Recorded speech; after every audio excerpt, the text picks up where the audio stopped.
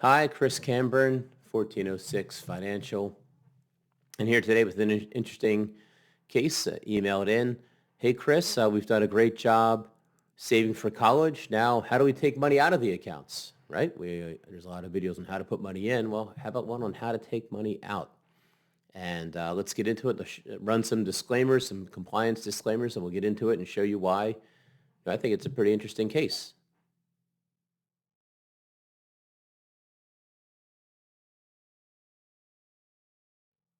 All right, welcome back. Let me share my screen. Let's just go over the lay of the land here and familiarize yourself, help you get familiar with the facts here. So we have a student who's currently 18 years old, in between his high school senior year and his first year at college, be heading off soon. And as mentioned, the family's done a great job saving. They have two 529 plans. And one's worth $34,000 and the other one worth $154,000. Well, why two 529 plans? You don't need to have two. You can, obviously, but, well, one was funded by credit card points and credit card rewards. The other one was funded through cash contributions. Now, annual gifts, birthday gifts, monies from time to time, and systematic savings of a few $100s a month.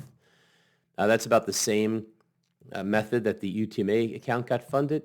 And unfortunately, this student inherited an IRA from his grandfather recently for $15,000.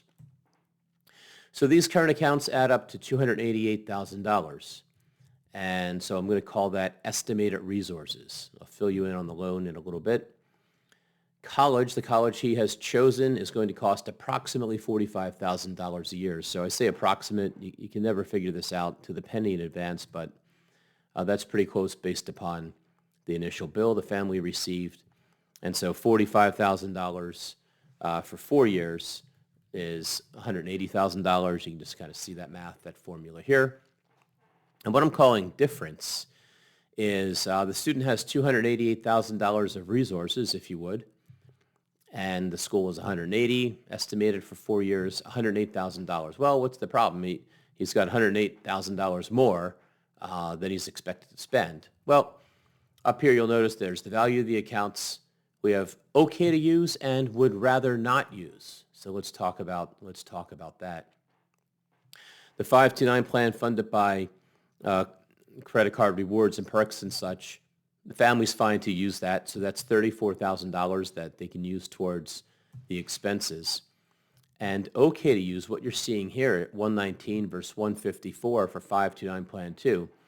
Because of the Secure Act 2.0, you can now roll up to $35,000 over your lifetime from a 529 plan into a Roth IRA. And if you want, we can fact check that right here. I'll put a link to the Secure Act 2.0. This is from finance.senate.gov, and it's section 126 that talks about this. Beneficiaries of 529 college savings accounts would be permitted to roll over up to $35,000 over the course of their lifetime from any 529 account in their name to their Roth IRA. Now, that's subject to Roth IRA annual contribution limits, and the 529 account must have been open for more than 15 years. Well, as it turns out, this 529 account has been open for more than 15 years. And $35,000, the current Roth contribution limit is $7,000. So it's going to take 5 years to do these conversions. I mean, what an administrative hassle. Just let you do it all at once. But never mind that. We'll get it done. It'll just be over the course of time. And so that's why okay to use, and the okay to use, I hit the wrong button. For okay to use, that's why we've reduced this balance by $35,000. So they would rather not use that, convert it to a Roth. They also would rather not use the UTMA or the inherited IRA. And then some notes. You know, there's something called a kiddie tax. It's essentially there's a tax on unearned income for, kids who are on their parents' tax under the support of their parents, and it generally kicks in at $2,300 on unearned income. So monies earned by a student over $2,300 a year, almost through any means, whether it's dividends, interest, capital gains, IRA distributions, or summer jobs, any kind of job, it's going to be taxed at the parents' rate. These parents are in the 30-something or other tax bracket. So the goal here is just to, the goal is always to pay taxes at the lowest rate, right? That's the game. So if we can just hold off until the student graduates college, more than likely he will not be in a tax bracket that his parents are in. He'll be in a lower tax bracket. So let's say that we can't use these monies. We would just rather not use these monies and shift the taxation to a point in time where we're estimating that the tax rate will be lower for him in the future than it is currently for the parents. And if you need some information on the kiddie tax, you can just Google it, or I go to the IRS site. I kind of know where to go, and I look for reputable sources on this information. So the IRS that's the rule book. So let's just go right there, and I'll put a link below to the kiddie tax so you can further explore it. But we kind of want to avoid the kiddie tax for this. So we've gone through money that's okay to use and would rather not use. And so for monies that are okay to use, that's the sum of that. Coming up about $27,000 short, right? They have $153,000 that they're okay to use, and hopefully, never guaranteed what the growth will be. Perhaps the funds will grow such to cover the delta. I don't know. But the dad said, hey, Chris, we've also been offered unsubsidized federal loans. Now, an unsubsidized federal loan, I'll put a link below to this, there's subsidized loans and unsubsidized loans. Subsidized loans is when you can borrow money and interest doesn't start being calculated until you graduate. And unsubsidized federal loans, let's get this up. I skipped too far, so let's go to the unsubsidized federal loans. You are responsible to pay interest on a direct unsubsidized loan during all periods, right? So as soon as you borrow money, the clock starts ticking on your interest. Now, you don't have to make payments, but the problem with that is that interest on interest, when it goes against you, is can become costly pretty quick. So I think I'd seen something down here on rates. Did it say what the rates are? I mean, I know it's in the 5%.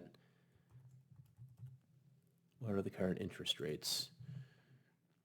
5.5% as I'm recording this on July 10th, 2023. Now, those rates are subject to change. All right, so all that kind of things need to be noted, but if they borrow money, their interest rate will be 5.5%. And if they don't make any payments, it's interest on interest. But what the family and I discussed notes the risk of borrowing money. And also, you're only able to borrow as much as a school says you can. It's a financial formula. And so the family said, Chris, we can borrow $2,750 a semester. There's 2 semesters a year, and there's 4 years. So we can borrow $22,000, and we're willing to pay the interest while our son's in school. Said he would just graduate with $22,000 of loans, and we'll let these monies ride. And we had a further conversation of, the loan will will be more costly if these assets do not increase in percentage terms more than 5.5%. And the loan will have been a good idea if these assets increase by more than 5.5%, average. It's tough to carve out a precise $22,000 niche to go up against it. But if you borrow at 5.5% and you make 4%, you've essentially lost 1.5%. Now, it's not a lot of money, but still, in principle, you don't want to lose. And if you borrow at 5.5% and you make more, say you make 9%, well, now you've made 3.5% on the amount that you've borrowed. Now that's you can call it arbitrage, call it what you want. There's a risk factor to it. Investment returns are not guaranteed. Interest on subsidized loans, you're guaranteed to incur that as long as you have the loan. So something to be mindful of. But that's why for the okay to use, we threw that $22,000 in there. So the modified, I guess, the estimated resources that they're willing to use are $175,000. We expect to pay $180,000. They're $5,000 short. Again, hopefully rates of return somewhere increase, or maybe the estimate's heavy and it comes in lighter. but certainly enough money that we can just find $5,000 over the next 4 years, even if it's at an unfavorable tax rate, but we're at least getting the bulk of the money shifted out to the year the student graduates and is presumably in a lower tax bracket than his parents. And then so what I did, if you go further over on it, we just modeled the withdrawals and the ending balance. So let's see if I can, the value, let's just do this. Hide those columns. So from the 529 Plan 1, we have $34,000. We've decided let's use that account in its entirety first, and then we'll go to the 529 Plan 2 until we've taken so much monies as to leave it, ending balance, with $35,000. So in the first year of school, it's $34,000 from 529 Plan 1 and $5,500 from 529 Plan 2. And then the following, and that comes up to $39,500 plus the loan. We've borrowed money, and now here's our $45,000 we need for the approximate cost of school. Year 2, we'll take $39,500 from 529 Plan 2. Again, tax-free distributions if used for eligible tax-free purposes. Plus $5,500 in loans. There's the $45,000 we need. Repeat for year 3. And year 4, you'll notice here's where we run out of money, if you would please, of okay-to-use funds. School is $45,000 a year. Here we're only coming up with $40,000. So we're going to have to do something in year 4 to cover the gap. And you see here, total withdrawals and borrowings, we still need $5,000 at some point. We may or may not. Maybe we don't need it. Maybe we need $15,000 because prices have increased or something has occurred, but we have enough money to draw it from. But the desired order of operations is 529 Plan 1, 2, subsidized loan, and then we'll figure out UTMA or inherited IRA. I suppose UTMA is currently my favorite choice for that. So we still need $5,000. Now let's just say we take it out of the UTMA account. It's got an ending balance of $80,000. Let's take 5 out of here. All right, so now we still need, you see that? I'll undo that. We still need $5,000, so we'll take it right from here. Now we don't need any money.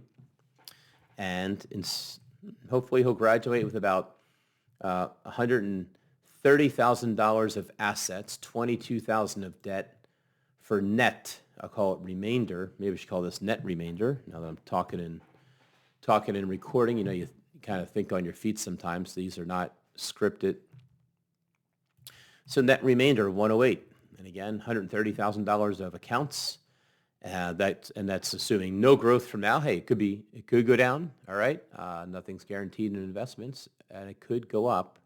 Right. Past performance, no guarantee of future results. But beyond that, let's just assume a zero return, and parents have paid interest on his loans.